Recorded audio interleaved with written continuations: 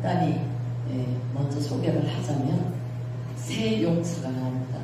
그리고 두 번째 또 새 용사가 나와요. 사실 여기에 두 번째 용사라고는 하진 않았지만 30우두머리 중 세 사람, 첫 번째 세 사람과 30우두머리의 세 사람이 나와요. 그리고 누구보다도 한 영화나 소설이나 책에서 보면 영화로 치면 한 장르의 그 끝과 시작이 있고 그 안에 주인공이 있잖아요. 그래서 오늘 이 새 용사와 하나님의 교회가 어떤 연관이 있는가를 살펴보고 그러기 위해서는 이 역대기의 가장 주요한 인물 다윗을 소개하고 있거든요. 그래서 다윗과 관계된 그 새 용사, 또 30인의 또 새 용사, 그 외에 또 많은 용사들과 이 많은 사람들이 나와요. 역대기에는 인물이라는 인물이 가장 많이 나오는 성경이 아닌가 그렇게 말씀드리고 싶고요. 이 역대기를 좀 간단히 살펴봐야 역대기가 어떤 뜻으로 쓰였고 우리에게 어떤 은혜를 주는가를 알 수 있을 것 같아요. 그래서 역대기는 열왕기 상하와 같이 거의 같은 시기에 쓰여 있어요. 그랬지만 열왕기에는 왕의 이스라엘, 북이스라엘과 남유다의 왕들이 쫙 다 나옵니다. 그리고 그들이 몇 년 동안 왕자리에 있었고 어떻게 왕의 사역을 감당했는가가 나와요. 그래서 선왕이 있고 악한 왕이 있고 그들이 뭘 잘못했으며 어떻게 하나님을 거역하고 어떻게 하나님 앞에 충성했는가를 쫙 적고 있어요. 장단점이 그냥 가감없이 다 들어가요. 그래서 열왕기를 보면 왕들의 그 사적이 쫙 나옵니다. 그렇지만 역대기서는 누구를 중심으로 하냐면 다윗 가문을 중심으로 하고요. 유다 백성을 중심으로 해요. 그래서 이 거의 같은 시기에 쓰였지만 이 역대기는 한마디로 말해서 다윗의 그 찬란한 하나님을 사랑하는 그 좋은 점 있잖아요. 다윗이 어떤 일을 하나님께 했으며 어떤 왕이었다는 것을 아주 장점만 싹 다 골라내가지고 그렇게 적었어요. 역대기 하에는 보면 그의 아들 솔로몬이 아주 장점만 다 적었어요. 왜 그랬을까요? 그렇게 한 이유가요. 역대기에는 가장 장점만 다 적은 이유가 이 사람들이 북이스라엘과 남유다가 있었지만 북이스라엘이 망하고 거의 한 200년 뒤에 남유다가 또 망하잖아요. 완전히 망해요. 1차 포로, 2차 포로, 3차 포로 이래서 바벨론으로 다 끌려갑니다. 그래서 그때 많은 예레미야 선지자, 이사야 선지자, 그 다음에 소선지자, 학계라든지 스가랴라든지 이런 많은 선지자들이 나와요. 그러면서 그때 당시에 그 나라가 망합니다. 정신 차리세요. 정신 차리세요. 수도 없는 선지자들이 나와서 외쳐요. 그렇지만 어떻게 해요? 듣지 않았어요. 결국은 불법을 행하고 불의를 행하고 불이익을 취하고 그들의 욕심을 취함으로 말미암아 이 나라가 자취도 없이 사라집니다. 그러니까 북이스라엘은 그냥 아주 흔적도 없이 사라집니다. 그리고 남유다는 200년 뒤에 또 완전히 망하죠. 그래서 70년이라는 포로로 바벨론에 끌려가서 바벨론 왕 느부갓네살이 통치하는 그 시기에 잡혀가서 수많은 역사를 에스더 같은 경우에도 그 당시의 인물이잖아요. 그곳에서 살면서 수산성에서 왕비가 되어서 그 나라 백성들, 자기 백성들을 지키는 것이 바로 에스더서잖아요. 오늘 역대기 상은 오늘 11장을 보면 앞장에 10장을 딱 보면요. 이 포로에서 딱 돌아와요. 9장에. 포로 생활에서 돌아옵니다. 이제 70년의 복역이 끝나고 돌아와서 그 70년이 끝난 다음에 자기 나라로 돌아오니까 어떻게 됩니까? 나라가 터만 있고 풀만 우거지고 가시덤불이 나고 그곳에 호랑이나 사자나 짐승들이 살고 있는 거예요. 네, 완전히 다 성전도 무너져, 담도 무너져, 동문, 서문, 남문 이런 식으로 문이 다 있었고 성벽이 쌓아져 있었고 그 화려했던 성이 다 무너졌어요. 그러니까 이들이 다시 돌아와서 이 나라를 재건할 때 이 성경 역기리스토에는 에스라가 저자다는 말이 없어요. 그렇지만 이스라엘 백성들에게 성경 다음에 가장 그들이 지혜서라고 생각하는 토라라고 말하는 그 탈무드가 있잖아요. 탈무드, 지혜서라고 말하는 그 탈무드에 보면 에스라가 이 역대기의 주인공이다. 역대기를 쓴 작가라고 말하고 있어요. 그래서 이 70년의 포로에서 돌아와서 그들이 다시 나라를 어떻게 해야 됩니까? 재건해야 되잖아요. 그래서 그 당시에 이렇게 에스라 선지자가 나라를 재건하는 선지자로서 제사장으로서 그 일을 직무를 감당하면서 왜 그 사람들에게 용기를 주고 다시 일어나게 하기 위해서 좋은 점만, 다윗의 잘못된 점, 죄 지은 점 이런 거는 싸그리 다 뺐다. 솔로몬도 말년에 얼마나 하나님을 떠나서 악을 행했는지 모르잖아요. 하지만 그런 것이 일도 없어요. 그래서 다윗은 이렇게 하나님을 섬겼다, 이렇게 하나님께 지략적이고 책략적으로 했다, 이런 것들을 쫙 적으면서 1장부터 29장까지 역대기상이 끝나요. 다윗의 그 처음에는 뭐 누가 누구를 낳고 아담부터 쫙 계보가 다 나와요. 그리고 이제 9장에 포로에서 돌아오고 그 다음에 1대 왕이 누굽니까? 사울이죠. 사울이 나오는데 딱 한 장만. 40년 동안 왕위에 있었지만 한 장만 딱. 그들이 그들의 죄로 인해 죽었다. 그리고 장사가 됐다. 아들도 함께 죽었다. 이런 내용이 나와요. 그리고 그 다음에 좋은 점. 다윗의 그 좋은 점을 쫙 다윗이 주연이 돼가지고 쫙 나옵니다. 근데 그 오늘 저희들이 읽은 이 말씀은요, 다윗이 왕으로 되기까지 왕이 되어서 얼마나 수많은 용감하고 똑똑하고 지혜로운 그 용사들이 있었는가를 설명하잖아요. 그래서 그 용사들이 뒤에도 쫙 다 나옵니다. 그 중에서도 가장 뛰어난 용사 3사람이 먼저 나오고 나중에 3사람이 나오죠. 그 사건은 3사람이 나오는데 여기는 보면은 2사람밖에 없어요. 11절, 12절에 보면 엘르아살이 나오죠. 그리고 11절에 야소보암이 나오죠. 근데 한 명이 사무엘서에 보면 나와요. 사무엘서. 그 사람은 삼마예요. 삼마. 이 3사람은 다윗이 왕이고 그 밑에 요압이라는 군대 장관이 있어요. 지금 말하면 요즘 말하면 뭡니까? 무슨 장관입니까? 국방부 장관이죠. 네, 장관이 있고 그 다음에 3사람이 나옵니다. 삼마와 야소부암과 엘르아살이 나와요. 네, 여기는 엘르아살과 야소부암만 있고 한 명이 빠져버렸어요. 삼마가. 왜 빠졌는지는 몰라요. 그렇게 다윗을 위해 충성하고 빨리 죽었는지 어쨌는지 그거는 작가가 적지 않아서 몰라요. 영화에 안 나와요. 네, 사무엘을 보면 사무엘상에 나오죠.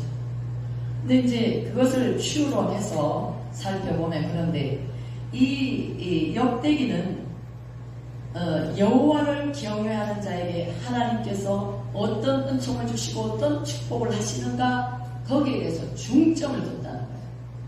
그래서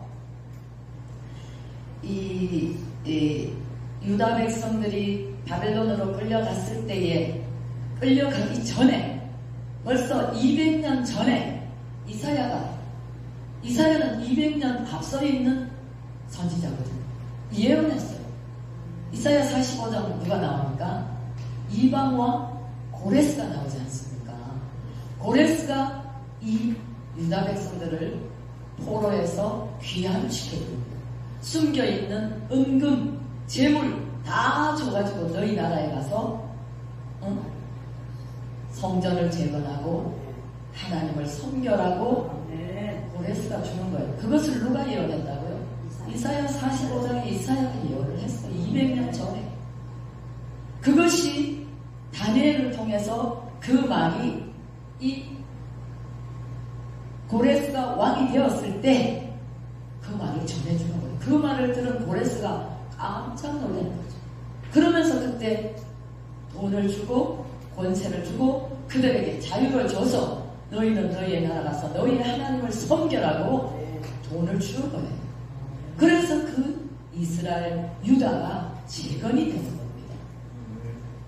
그러다 보니까 이 유다는 하나님께서 사울을 패하고 다윗을 세워서 이 다윗이 얼마나 많은 일을 하고 얼마나 지혜롭게 일을 하고 얼마나 아주 계략적으로 일을 했는지를 역대기에서 보면요. 야, 이랬나? 수도 없이 성경을 읽었지만 이렇게 체계적으로 이렇게 나라를 사랑하고 이렇게 하나님을 사랑했나? 그런 적이 쫙 나온다는 거예요. 그래서 그가 얼마나 하나님을 사랑했던지 성전을 건축하려고 했지만 결국 그는 130번의 전쟁을 치렀어요. 그래서 왕이 되기 전부터 골리앗을 쳐 부수는 그때부터 시작해요. 그는 전쟁으로 시작해서 전쟁으로 끝난 왕이에요. 그러니까 하나님 뭐라 합니까? 너는 너무 피를 많이 흘렸다. 너 그 생각은 참 귀하다. 내가 너에게 복 주겠다. 그렇지만 하나님의 성전은 너가 짓는 것이 아니야. 너의 아들 때에서 내가 그것을 허락하겠다고 말하는 거죠. 그래서 솔로몬이 그 성전을 짓게 되는데 짓기 전에 이 역대기 22장부터 쭉 나가면요. 그 아버지 다윗 왕이 말년에 하나님의 성전을 짓기 위해서 모든 것을 다 준비했어요. 모든 것을. 나무를 들여오고 또 금을 준비하고 은을 준비하고 수 없는 제목들을 다 완비해놓은 거예요. 완비해놨어요. 그러니까 아들은 그 아버지의 명령대로 그 성전을 짓는 거예요. 별로 수고한 게 없죠. 아버지가 그 길을 다 닦아놓고 준비를 다 했으니까요. 그래서 다윗은 자기가 성전을 짓지 못했지만 결국 하나님께서 그 아들에게 허락하셨고 이렇게 다윗이 많은 고난과 시련과 역경을 거치면서 왕이 돼요. 왕이 되는데 처음에 왕이 되기 위해서 기름 부음을 받잖아요. 그 기름 부음을 받는데 이 다윗은 3번이나 기름 부음을 받습니다. 첫 번째 어디입니까? 다윗의 형제들 중에서 사무엘이 찾아가서 찾죠. 첫째 아들, 둘째 아들, 셋째 아들 하나님이 아니야 하시네. 더 이제 없느냐? 그럴 때 저 막내가 목동하고 있는 아들이 하나 있기는 합니다만 이렇게 말해요. 그러니까 하나님의 생각과 사람의 생각은 너무나 달라요. 멋있고 똑똑하고 잘 나가는 그 아들들은 다 제쳐두고 다윗을 데려오라고 합니다. 데려와서 그에게 기름을 붓습니다. 사울은 하나님이 시킨 대로 그냥 기름 붓고 사무엘은 사울이 두려워서 빨리 피합니다. 그때 기름 부음을 이미 받았어요. 기름 부음이 뭡니까? 하나님의 영이 임하는 거죠. 성령이 그에게 충만하게 임함으로 어떻게 했습니까? 소년 목동이었지만 사울이 정신이 나가서 제정신이 아닐 때 그 다윗을 불러서 누구를 통해서 그 말을 듣고 다윗이 와서 수금을 타면 사울의 귀신이 떠나가는 거예요. 사울 속에 있던 귀신이. 악신이 떠나가는 거예요. 하나님이 그렇게 기름을 부어주셨어요. 그래서 그뿐만 아니에요. 그 모든 사람들이 그에게 어떻게 말했습니까? 노래할 때 사울은 천천히요, 다윗은 만만이라. 다윗이 전쟁하고 돌아올 때마다 길에서 여인들이 서서 이런 노래를 부릅니다. 사울이 들을 때 굉장히 껄끄러운 거죠. 그렇게 하나님의 기름 부은 종은 그렇게 하나님의 일들을 감당합니다. 두 번째, 어떤 때 기름을 부었냐? 헤브론에 올라갔을 때 13년의 고난의 세월, 광야를 돌면서 정말 제가 거기 가보니까요, 풀뿌리가 없어요. 그냥 우리나라 마사토처럼 그런 산이, 그리고 굴들이 있고요, 이렇게 걸어 올라가도 미끄러져요. 그런 곳을 피해 다니면서 13년을 사울왕을 피해서 목숨이 경각에 달려있을 때도 그때 여호와는 나의 목자시니 내게 부족함이 없으리로다. 이것을 현실은 언제 화살이 날아오고 창이 날아올지 모르는 상황 가운데서 하나님을 그렇게 의지하고 노래했다는 거예요. 다윗이 평안할 때 그렇게 노래하지 않았어요. 고난 가운데 있고 뼈아픈 시련을 겪고 뼈아픈 고통을 당할 때에 그렇게 했다는 거예요. 하나님은 그래서 그 위대한 왕이라고 인정해 주시는 겁니다. 여러분, 고난이 있습니까? 다윗의 시를 한번 읽어보세요. 시편을 읽어보면요, 그 다윗의 마음이 참 부부절리 감동이 되면서요, 힘을 얻게 됩니다. 왜? 고난의 연속, 그 고난의 세월 가운데서도 하나님을 찬양하고 하나님을 기쁘시게 하려고 얼마나 애를 썼는지 몰라요. 그래서 그를 위대하다고 하는 겁니다. 그래서 헤브론에 이제 그 13년의 세월이 지나고 왕이 되었지만, 아직도 사울은 죽었지만 사울 왕가의 모든 가문이 살아있잖아요. 그러니까 이스라엘 사람들이, 북이스라엘 사람들이 이 사울을 칭송하고 있으니까 쉽게 나타나지 않아요. 다울은 하나님께 기도하고 하나님이 주신 땅이 어디냐면 처음에 헤브론 성이에요. 헤브론 성에 들어가서 그들이 추대를 해서 기름을 붓습니다. 당신은 우리 헤브론의 왕이 되어 주십시오. 그래서 왕이 돼요.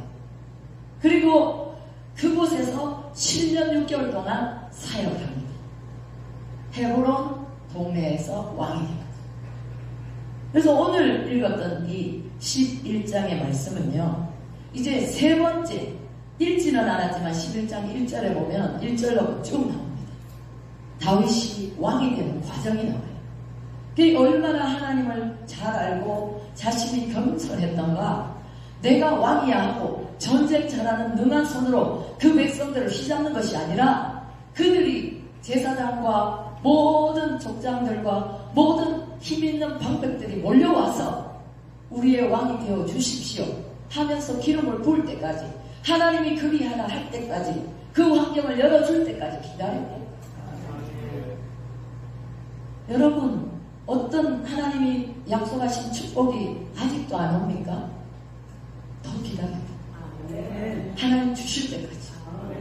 기왕이 우리는 축복의 길에 들어섰다면, 내가 원하는 원치 않던 내가 이 자리에 왔다면 끝까지 인내해서 하나님이 주시고자 하는 계획이 있다는 거예요. 그 복을 받아야 된다는 겁니다. 하나님의 복은 대단하고 멋진 곳에서 오지 않습니다. 아주 낮고 천한 우리의 모습, 겸손한 모습, 섬기는 모습, 그곳에서 복이 오는 거예요. 성경 어디에도 찾아보세요. 축복이 그렇게 대단하게 왔는가요? 아니라는 거예요. 그래서 이 7년 6개월의 헤브론의 왕을 끝내고 이제 그들이 와서 우리의 왕이 되어달라고 사정할 때, 이제 온 이스라엘의 통일 왕국의 왕이 됩니다. 그리고 다윗이 한 것은요, 내가 왕이 되었으니까 이제 다 내 말대로, 이게 아니에요. 철저히 하나님께 맡겼다는 거예요. 그래서 이 다윗이 세운 나라는요, 신정국가예요. 신이 다스리는 국가다 이 말이에요. 그래서 자기의 생각대로 조금도 하지 않았어요. 전쟁에 나갈까요? 말까요? 이것을 다 물어봤다는 거예요. 그래서 하나님은 그를 위대한 왕으로 탁 왕으로 꽂는 거예요. 이 다윗을 통해서 우리가 받을 수 있는 교훈이 있습니다. 하나님의 언약은 말씀을 믿고 인내할 때 하나님의 놀라운 축복이 우리에게 임한다는 것이죠. 그리고 하나님의 언약하신 말씀은 반드시 이루어진다는 거예요. 하나님의 축복은 일시적이거나 불완전하거나 이것이 그냥 왔다가 그냥 돌아가는 것이 아니에요. 한 번 오면 우리에게 영원히 옵니다. 완전하게 옵니다. 그리고 다윗이요, 아주 탁월한 왕이더라고요. 어떻게 탁월하냐? 다윗은 사울왕 때문에 많은 어려움을 겪었지만 그는 유능한 지휘자가, 왕이 되기 전부터 유능한 지휘자였다는 거예요. 아까 제가 말했죠. 다윗은 만만이라. 이렇게 백성들이 다 벌써 인정했어요. 그렇지만 그가 왕이 되기까지는 많은 시간이 흘러갔어요. 이와 같은 지도력이요, 하나님의 은사에서 비롯된다는 것입니다. 하나님의 은혜가 아니고는 도무지 이런 은혜를 받을 수 없는 거죠. 이 다윗은 일찍이 기름 부음을 사무엘을 통해서 받았잖아요. 그리고 신에 감동되었잖아요. 그래서 그는 모든 찬송에도 능하고 악기에도 능한 자로 그것을 통해 하나님이 쓰셨다는 것입니다. 그리고 그는요, 아주 탁월한 조직력을 가지고 있어요. 지금 말하면 요즘은 행정, 이런 모든 나라의 모든 행정들을 너무나 멋지게 잘 했다는 거예요. 이 제사장 24반열을 세웠어요. 그가 가장 먼저 한 것이 뭡니까? 이 블레셋에게 사울 왕이 전쟁하다가 전사했을 때 이 법궤를 먼저 앞에 메고 가서 전쟁하면 하나님이 우리를 이기게 하실 거라고 했는데 어떻게 했어요? 대패했잖아요. 그러면서 자기 아들들과 사울을 그곳에서 전사했어요. 그러면서 법궤는 블레셋에 빼앗겨 버렸잖아요. 그러니까 블레셋에 그 다곤 신전에 법궤를 갖다 놨더니 다곤의 머리가 하룻밤 자고 나니까 도망가 땡그랑 잘려가 있는 거예요. 하나님의 역사죠. 그러나 그 사람들은 하나님을 모르기 때문에 그 뜻을 깨닫지 못하는 거예요. 그래서 그 법궤를 암소에 실어다가 12개의 금쥐를 만들어서 이 하나님의 법궤를 싣고 그 소에 실어서 그냥 보내는 거예요. 이 소가 송아지를 떼놓고 어미소가 가면 어떻게 됐습니까? 자기 새끼 때문에 어떻게 합니까? 안 가죠. 가라고 해도 안 가요. 사람만 자기 새끼를 이뻐하는 게 아니에요. 그런데 그 송아지를 떼놓고 가라니까 하나님의 명령에 의해 그 소가 앞으로 직진하는 거예요. 그냥 곧장. 그래서 그 법궤가 밤이 나다 내 집에서 20년 흘러갑니다. 그냥 병치된 상태였어요. 이제 다윗이 나라를 세우고 왕이 되면서 하나님의 법궤부터 먼저 찾으려고 해요. 그래서 그 법궤를 모시고 오잖아요. 그런데 하나님의 말씀과 그 뜻대로 해야 되는데 자기가 생각할 때 마차에다가 거창하게 법궤를 싣고 그 제사장 가문의 그 아미나답 그 아들들이 그를 이제 이끕니다. 그런데 어느 정도 오다 보니까 그냥 소가 뛰면서 법궤가 떨어지려고 해요. 땅으로 떨어지려 하니까 그 아들 우사가 접었어요. 그러니까 어떻게 해요? 그 자리에서 즉사해요. 공의의 하나님 정확합니다. 왜? 이 법궤는요, 사실 내 기둥이에 금으로 사고 그 끝에 내 기둥에다가 고리를 걸어놨어요. 그 고리는 뭐냐? 법궤가 강야에서 움직일 때 고리에 채를 깨어가지고 매게 돼 있어요. 제사장들이. 그것을 마차에 실었으니까 하나님의 법입니까? 아닙니까? 아니라는 거예요. 우리는 우리의 생각대로 어떤 법을 정해요. 이거 하나님 뜻이야.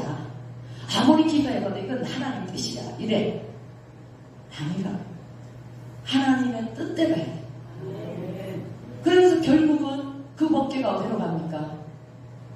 오베데돔 집에 가요.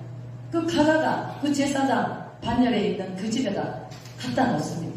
그리고 다윗이 춤을 추며 악기를 연주하며 왔지만 실패했어. 그래서 그 다음부터는 이 다윗이 철저히 하나님의 말씀을 연구합니다.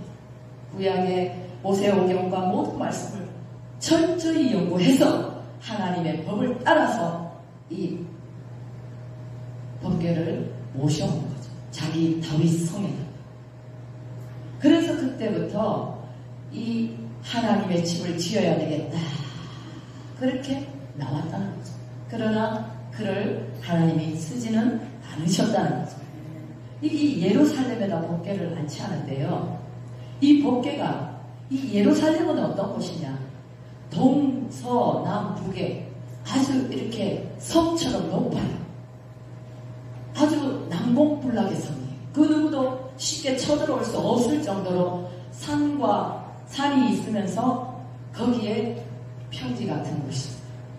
지금 이 예루살렘은요, 그곳에는 각 모리아산, 또 이 여러 가지 산이 있어요. 헤브론, 또 이런 종교적, 문화적 모든 게 중심지가 되는 곳이에요. 그러니까 다윗이 딱 살펴보니까 이 예루살렘이 너무 멋져요.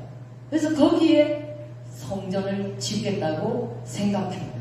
그러면서 이 이스라엘이 통일국가가 되고 신정국가가 되면서 이제 이 이스라엘의 예루살렘에다가 성전을 짓고 이렇게 하나님을 모셔야 되겠다. 그러나 하나님은 성막이 지금 그 예루살렘에 오셔와셨잖아요. 그래서 교회도 지어야 되겠다 하고 수많은 성가대, 수많은 찬양하는 사람, 또 제사장 직무 중에서도 성전에 일을 하는 사람, 제사장을 돕는 사람, 이 아주 세분화해서 이 역대기 22장에 가면요, 아주 세밀하게, 아주 세밀하게 제사장 이 레위인 중에서도 정치를 하는 사람, 레위인 중에서도 하나님을 섬기는 사람 다 구분을 했어요. 그것을 뽑을 때 어떻게 하느냐? 자기 기분대로 제일 먼저 1대의 제사장 된 가뭄만 뽑아. 그거 아니에요. 24장로의 반열을 딱 세울 때 제비를 다 뽑아요. 쪽지를 넣어서 딱 제비를 뽑게 해요. 그래서 누구든지 공평하게, 공정하게 이렇게 했다는 거예요. 제가 이 역대기를 공부하면서 깜짝 놀라겠어요. 얼마나 세밀하고 오밀조밀하고 철저하게 하나님의 뜻대로 그 교회를 세웠는지가요. 그리고 역대기상에 보니까요, 나팔을 부는 사람이 그렇게 중요하대요. 나는 우리 김원희 강사님 색소폰 볼 때 그렇게 중요하게 생각 안 했거든요. 그냥 자기 재능이니까 하나님께 영광 올리나 보다. 그게 아니에요. 다윗은 교회를 완성시킬 때요, 나팔 부는 사람을 2사람을 성전 앞에다 세우고 계속 그 나팔을 넣어 찬양을 하게 했더라고요. 그래서 제가 깜짝 놀랐잖아요. 색소폰 진짜 하나님, 셀마 색소폰 주세요. 그때부터 제가 기도합니다. 이 예루살렘은 너무나 멋있는 그런, 또 그 산 위에 성이지만 샘이 2군데가 있어요. 물이 없으면 그 도시가 안 되잖아요. 사람이 살 수가 없잖아요. 물이 있어요. 너무나 멋진 곳이에요. 그래서 여기다가 이제 예루살렘이라는 이 수도를 세우게 되는 거죠. 근데 지금 이 예루살렘의 이스라엘의 수도가 어딘지 아세요? 수도가 어딘지 모르시죠? 그 수도는요, 예루살렘의 수도는 지금 예루살렘이 아니에요.